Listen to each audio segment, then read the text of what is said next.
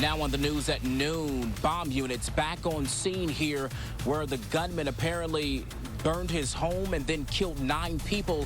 What they found inside his home right here on the scene, coming up next. A plan to investigate the attack on the Capitol from January is now off the table. Coming up, how Republicans were able to and why they wanted to shut it down. After more than a year and a half of being stuck in place, hundreds of thousands of travelers are headed to the airports to get out of town. I have that story just ahead. Plus, it's warming up out there. Look at your hot holiday weekend forecast. The news at noon is next. When you're born and raised in San Francisco, you grow up wanting to make a difference. That's why at Recology, we're proud to be 100% employee-owned. With local workers as diverse as San Francisco, we built the city's recycling system from the ground up, helping to make San Francisco the greenest big city in America. But we couldn't do it without you. Thank you, San Francisco. Gracias, San Francisco. Thank you. Let's keep making a difference together. Diamonds, the timeless gift. You know the Jewelry Exchange's prices are unbeatable. Show her how much you care. Save 15% on all our fine jewelry and an additional 10% on loose diamonds. Don't miss these deals. Buy factory direct and save. The Jewelry Exchange, Redwood City. Live from the CBS Bay Area studios, this is KPIX 5 News. Now on KPIX 5 and streaming on CBSN Bay Area. Day 3 of the investigation into the VTA mass shooting. Authorities still looking for a motive. What we're learning from the suspect's home. Good afternoon. Len Kiese. Michelle is off today. Developing in San Jose, bomb teams back at the home of the man who opened fire at his job, killing 9 of his co-workers. KPIX 5's Justin Andrews is there now where investigators, Justin, are still sweeping the area.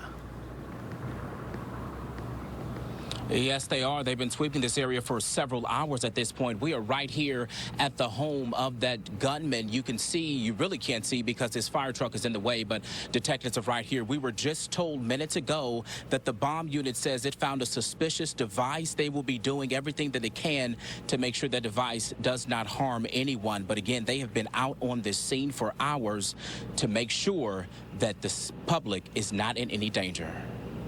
Our cameras rolling Friday morning as the San Jose bomb squad and other investigators were canvassing the gunman's home. Neighbors watching as some of his belongings sat in the front yard. This comes after new details emerged about what may have set off Samuel Cassidy. Sources say he was supposed to have a disciplinary hearing the same day he went on this deadly attack, killing 9 of his co-workers. We know that he killed 9 people. I have no reason to believe that he would have stopped there. Perhaps if we hadn't been there. Chilling video of Cassidy inside the rail yard Wednesday morning. That's him at the top left of your screen. He's walking between 2 buildings around the same time he fired off 39 rounds from 3 semi-automatic handguns. The sheriff says bodies were spread between 2 buildings and the gunman knew who he was looking for. He was certainly aware that VTA was in close proximity to the sheriff's department. He knew that. He worked there for years, so he knew it was going to happen quick. Federal agents had their eye on Cassidy before. He was stopped by Customs and Border Protection in 2016. They say he had writings in notebooks about how he hated the VTA. They also found several books on subjects of terrorism and manifestos. Now, that suspicious device that they found inside the gunman's home, we're told they will be doing some type of detonation here to make sure that it's not any danger to the public. We should be possibly hearing some type of popping noise here in the next couple minutes, but they do tell us that it appears that everything is safe, so it is no danger to the public. We're live in San Jose this afternoon. I'm Justin Andrews, KPIX 5. That is some good news. Justin, thank you. We'll have continuing coverage of the investigation right here on KPIX 5. Also streaming on CBSN Bay Area. We also have a section dedicated to updates on our website, kpix.com. I'm Ann Makovec at the Live News Desk, and a bill to create a commission to investigate the January attacks on the U.S. Capitol has just died on the vine. Taking a live look at Capitol Hill right now, where it failed to clear a procedural hurdle in the Senate. Republicans used the filibuster to block a vote to create a 9/11-style commission into the causes of the January 6th assault on the U.S. Capitol building. On this vote, the yeas are 54, the nays are 35. 6 Republicans voted with Democrats to proceed, but 10 were needed in order to move forward. Senate Majority Leader Chuck Schumer switched his vote to no in order to be able to bring it up for a vote again at a later date. Out of fear or fealty to Donald Trump, the Republican minority just prevented the American people from getting the full truth about January 6th. I do not believe the additional extraneous commission that Democratic leaders want would uncover crucial new facts or promote healing.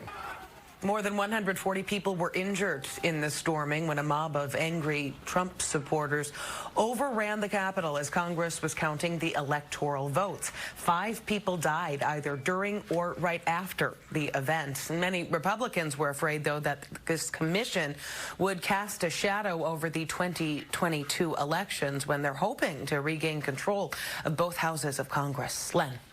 And thank you. We have live team coverage this afternoon ahead of Memorial Day weekend.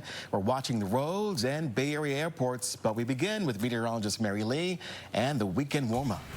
We are looking at those temperatures climb this afternoon and actually for the rest of the next few days through the holiday weekend. So looking at that excessive heat watch, temperatures will soar as we look to the end of our weekend. So that excessive heat watch for Sunday afternoon through Tuesday evening for the areas highlighted in yellow. So that includes Solano, Airfield, Vallejo, Benicia, as well as for the Sacramento and San Joaquin valleys. We're talking about dangerous heat, daytime highs in the upper 90s to the triple digits. So for Monday, the peak of our heat on Memorial Day, upper 60s to low 70s along the coast, around the bay, upper 70s to low to mid 80s, and inland, we're talking upper 90s and some spots hitting the triple digits inland with that sunshine. So you can see those daytime highs for your Monday, for your Memorial Day, coming close to some record highs as we look ahead to the end of our holiday weekend. Back to you. Yeah, those temperatures going up, Mary. Thank you.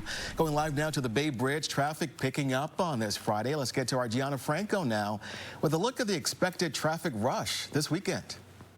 Memorial Day weekend is considered the unofficial start of the summer travel season, and there will be no shortage of cars on the roadway. AAA is expecting about 37 million people to travel more than 50 miles from their home this Memorial Day weekend, which is up about 60%, because although we didn't do a travel forecast last year, we did record actual travel numbers. And last year, only 23 million people hit the road.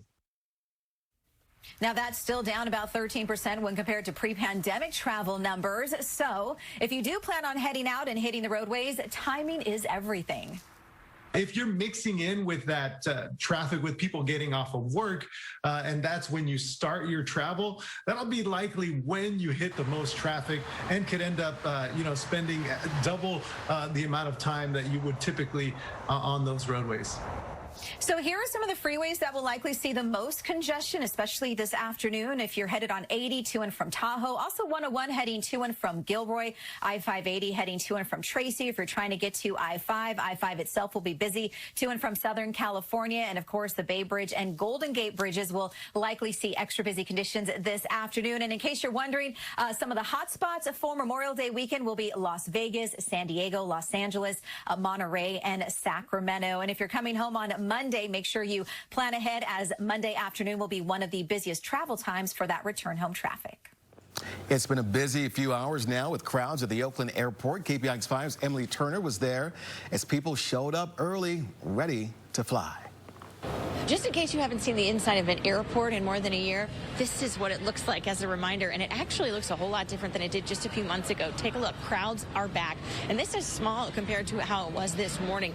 At about 5 o'clock, the line was out the door onto the sidewalk. It was packed. All of these people not only looking to get out of town for Memorial Day weekend, but have a change of scenery after being locked down for so long. This weekend kicks off summer travel. It is the season to get out of town after several seasons of being stuck in place. It feels real good to get out of town, get out of the zip code, so we're excited about that. After a historically low year of air travel in 2020, this Memorial Day is going to see nearly 2.5 million Americans hopping on a plane and getting out of town. That's nearly 6 times more than last year. Still, 750,000 people fewer than took to the skies in 2019. No surprise there, but people are glad to be getting out of town. It's amazing. You know what I mean? It's a breath of fresh air. You know what I mean? The babies are so happy. This is their first time flying. You know what I mean? They're super excited. Like, we're taking a holiday. The Oakland airport expects more than 130,000 travelers over the 5-day holiday period. That started on Wednesday and runs through Monday. Friday, of course, expected to be the busiest day with over 30,000 passengers using the airport on 110 peak day departures to 46 nonstop destinations. Can't wait to see the in-laws and the aunties who've been sequestered for all these months and see some old friends and just maybe have a drink and do lots of hugs. Today's locations that people are headed include everywhere from Phoenix all the way to the lucky folks headed to Hawaii. For many, this is their first trip since the pandemic, and it is clear they are very ready to get out of town. Passenger traffic at the Oakland International Airport has been steadily growing in the last few months, which you can see by the crowds behind me. But interestingly, it has been growing the fastest and is the busiest out of all 3 Bay Area airports. In Oakland, Emily Turner, KPIX 5. A shaky start to Memorial Day weekend for folks near Lake Tahoe. A magnitude 4.2 quake, followed by several aftershocks, rumbled deep beneath the lake about 5 miles from Dollar Point around 8:25 this morning. People took to social media, someone tweeting that her bed shook so bad she thought someone jumped on it. A Tahoe area resident also wrote that only his wife felt the jolt. Even folks in Sacramento felt the shake. Coming up on KPIX 5 and streaming on CBSN Bay Area, how to handle coyote encounters, what to do and what not to do if you see one in your neighborhood. And a new type of wind turbine could revolutionize how we power our homes. The unusual place the design inspiration came from.